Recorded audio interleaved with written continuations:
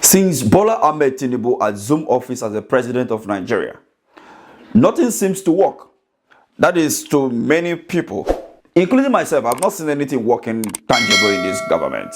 And the Nigerian Labour Congress has been holding the government, demanding for good governance, demanding for increase in minimum wage since the removal of 12 fuel subsidy on 29th of May 2023.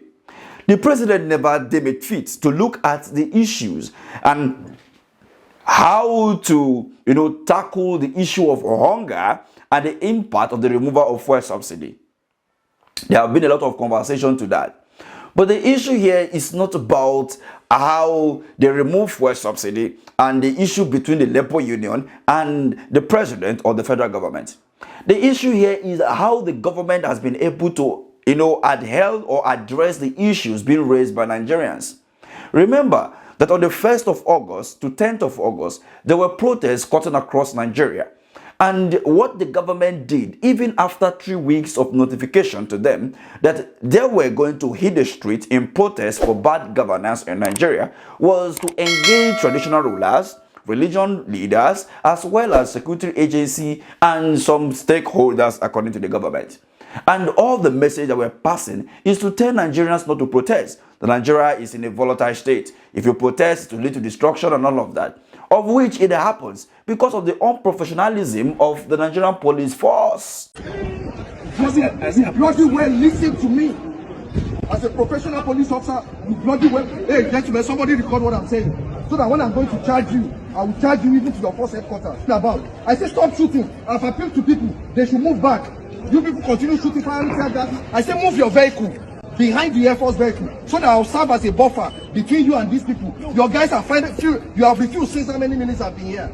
Now I'm giving you a direct instruction. Move your vehicle behind the Air Force vehicle. The Air Force is going to serve as a buffer between you and them. Now go ahead and do that and let me be able to talk to these people. I say please go and do what I have said. And warn your people, I don't want a single shot.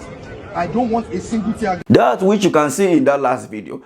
I was present in the covering of this particular protest in some of the cities in Nigeria, and I discovered at a point where they were giving a press briefing and police came and started shooting tear gas at journalists, at everybody. We have to take cover. But they were there at first when we came and were covering the activities around that area, and all of a sudden they started throwing tear gas. But we cannot really understand what is the reason for this behavior from the Nigerian police. But then it happens that in Kaduna, we saw that someone lost his life as a result of the unprofessionalism as well from the Nigerian army, which the Chief of Defense Staff confirmed of the death of one citizen of Kaduna, of which he was buried immediately, and we reported that in some of our previous video.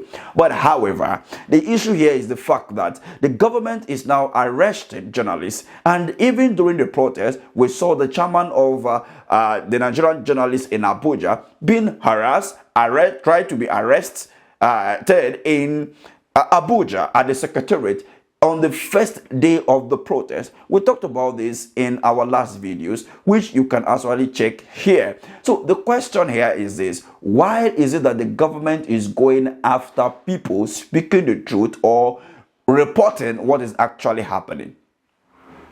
The duty of the security agency is to bring law and order and to checkmate criminal activities in the country. The work of a journalist is to report the activities of the both parties, how criminal activities are trying to infiltrate the community, and how the police or the security agency are also combating this issue, the corruption angle, how the government is fighting corruption, how corruption is fighting back according to the government, and how corrupt the government is. So it looks like the government is also not fair to the journalists, and we have been seeing that over the years. This is not a peculiar case to Nigeria alone, but this is an issue global. But when you look at the Nigerian situation, you will understand that if Nigeria is actually practicing democracy, as we all see on papers, then we should do that to the fullness, not behaving like an autocrat and not behaving like a pharaoh in Egypt, as many religious people will believe, because that is what Nigeria is as of today. A popular Nigerian journalist, an investigative journalist, was arrested, detained for more than 10 days without charge to court.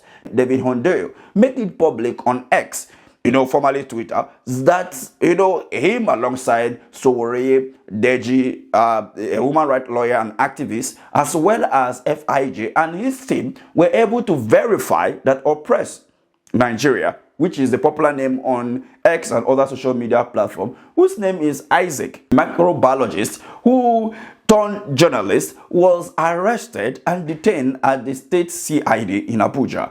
Now, the question, according to the news, was that the house was broken into, arrested, and was brutally beaten, according to the information. But the issue here is this: why is the government going after this particular person who have unraveled a lot of corruption activities in Nigeria? One of his recent posts was on the traditional ruler from the southwest part of the country, Oni of Ife, talking about how fraudulent he behaved or has defrauded people. And many believe that he will get arrested for that information that he released to public, that you don't bring traditional issues to public. But that was a corruption activities anyway, alleged corruption activities that he brought to the public space. But then this happened weeks later, where he got arrested, and we have saw some of his write-up against the corruption activities going on in Aso Rock, some intel or leaks and all of that, of which some of them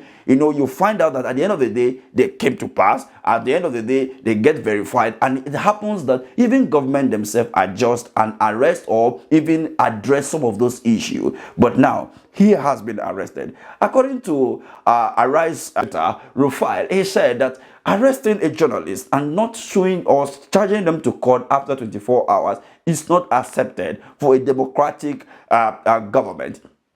Many Nigerians believe that this is a fight against press, a fight, to make sure that Nigerians are being suppressed and make sure that the state is totally captured. Many believe that the president ought not to be there, and this is the reason why the president proved them wrong, that he is the man for the job. In as much as the Higi Haga that went through, while he was able to, trying to get to the position, he is now in that position. He should prove everybody wrong. But then, unfortunately, it seems like every day as the day keep getting past, Nigerians continue to say, we said this, and it is happening. What is your take about this? The continual harassment of journalists, not just in Nigeria, across the globe, but in peculiarity to Nigeria, because of the situation that we find ourselves as a nation and the behavior of our political actors. Can I have your take? But remember that politicians don't really care about you but their personal interests. So when defending them, take that into cognizance. Thank you for watching.